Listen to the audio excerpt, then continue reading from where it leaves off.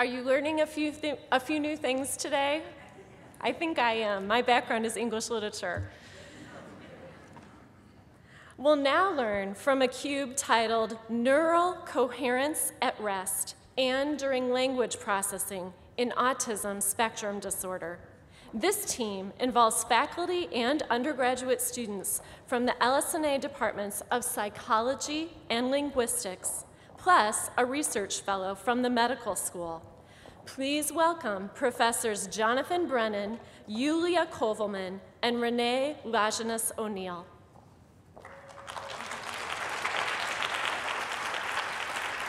Thank you.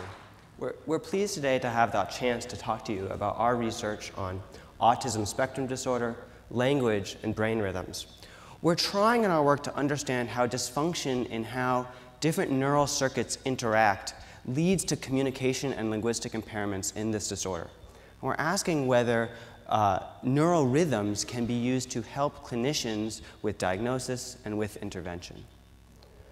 Many of us are familiar with news headlines or scientific studies discussing the fact that diagnoses of autism have been on the rise. However, the age that we've been able to diagnose autism and therefore to start effective interventions has remained relatively flat. The average age of diagnosis has been between 4 and 5 years old. So what does this relatively late age of average diagnosis mean for how communication and language develops in this population, and can we do better? In the following video, we see a young, typically developing toddler playing with bubbles. Watch the range of communication that he engages in with the caregiver and clinician. Note how the child integrates vocalization, gesture, and eye gaze to communicate intent. Communication with integration is critical, and he uses all three. You got it. Very nice. Well, here you go. They're for you. Yeah. Bubbles.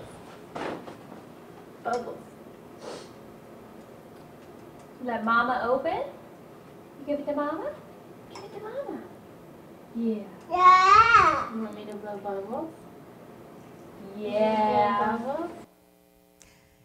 In contrast to the vibrant use of social communication that you just observed, children with autism spectrum disorder rarely or ineffectively respond to social bids, and they often use only one form of communication, if any, in order to communicate intent.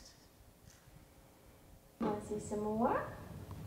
Do you want Mommy to help? Oh, because you're going to play with, yeah. It rolls.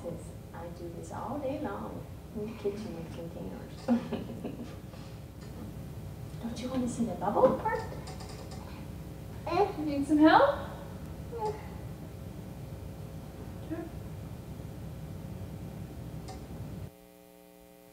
While there can be clues in early childhood, one reason why autism spectrum disorder is diagnosed relatively late is because the clinician's diagnosis is based exclusively on behaviors, and these behaviors may develop over many years. A consequence of this relatively late diagnosis is that we likely miss critical periods for intervention. Now, the human babies are not born speaking any given language. Rather, they're born with a brain that's an open system, ready to learn any type of natural human language. And encountering a new language may sound something like this. Il bambino sta giocando con la bicicletta. Guarda. Guarda. Che bello. E poi che cosa c'è? C'è una torta. By age 3, children reach great competence in their native language. So a typically developing 2-year-old will eagerly respond to a familiar language like English. What's this? It's your favorite, another kitty. Do you know what kitty says? Meow. Yes, kitty says meow. Ultimately, language competence comes together with social communication, yielding verbal communicative competence, as in this example. 1, 2, go! Go! Go! Oops! Go! Go! Go! Good work! So the goal of our project is to understand the neural mechanisms that give rise successful verbal communication in young children, how knowing aberrations in this neural development can help us inform the remediation and the early diagnosis of autism spectrum disorder. So we believe we can better understand and better diagnose autism spectrum disorder by looking at how the brains of young children respond to the language that they hear. By looking at the neural processes that lead to successful language use and not waiting for language to become apparent in behavior, we hope we can see problematic patterns earlier than in current clinical practice. So our team combines expertise in linguistics, neuropsychology, language development, and in neuroscience to meet this challenge. And MCubed was a catalyst, not only allowing us to come together and discuss interesting ideas, but gave us the resources to put these ideas to the test. The brain activity that we're focusing on in our project is neural synchrony. Take a listen.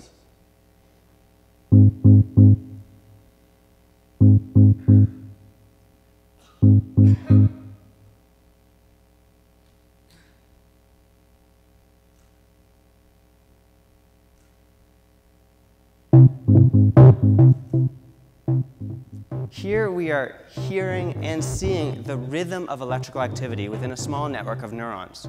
Now, information processing in this system, including how this system processes language, is affected by how those neurons are rhythmically synchronized with each other. Just like young children have difficulty coordinating their limbs, they must learn how to coordinate or synchronize different brain regions to process information like language, like faces, and like other aspects of our social world. A growing body of research suggests that this coordination, this synchronization, is abnormal in autism spectrum disorder. We're studying how impairments in this sort of synchrony might affect language learning and social communication. We do this by asking how the rhythms of the brain change when hearing language. The tool we're using in our research is called magnetoencephalography. This tool measures magnetic fields generated by the firing of tens or hundreds of thousands of synchronized neurons. This is a great tool for working with children because it's quiet. It's kind of like a microphone for brainwaves. We measure these brainwaves while children are resting or while they're listening to different kinds of language. And we use these data to reconstruct the dynamic patterns of interacting brain regions millisecond by millisecond. In ongoing pilot work, we're applying these tools to study children with and without autism between the ages of 8 and 12 years old to test for relationships between neural synchrony, language, and clinical diagnosis. Looking forward, we aim to apply these same tools at younger ages. Our work is still in the very early stages, but we are beginning to resolve a network of brain regions that show different patterns of neural synchrony between typically developing children and children with autism spectrum disorder. The dynamics of these networks correlate with clinical measures of language and social functioning. Here, for example, we see that language is poorer when there's hyperconnectivity revealed through higher synchrony in brain regions predominantly in the left hemisphere. We're also finding that greater synchronous activity between the hemispheres, suggesting enhanced connectivity between those two hemispheres, is also related to better social functioning in typically developing children. Moreover, we see that these networks become more divergent. That is, there are more differences between diagnostic groups when children are listening to language. This is true when they're listening to a foreign language that they don't know, but a story in a familiar language, which really engages their interest, leads to the most robust differences in neural synchrony between groups. In other words, patterns of neural synchrony that distinguish autism become more apparent when children are processing language. So now we're beginning to trace out the structure of these neural networks and to study more finely how they change during different kinds of language and social processing.